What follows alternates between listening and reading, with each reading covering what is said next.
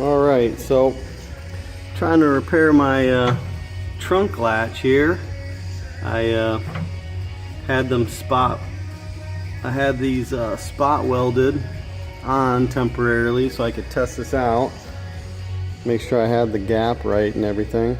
So need a little bit of help on how this actually worked, how it actually locked in place, so I can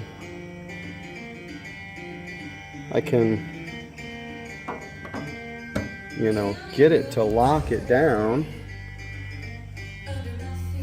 If I had come up with, you know, obviously come up with a replacement handle here, but how did it lock into place? So I can get it to engage and hold this down, but how did it originally designed actually lock it down is the question. I noticed that the end on this looks like it's been modified.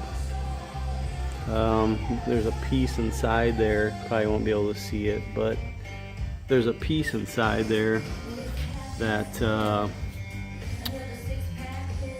that rattles around. I'm not exactly sure, so I could find another handle to replace this one, but how did it actually lock into place is the question.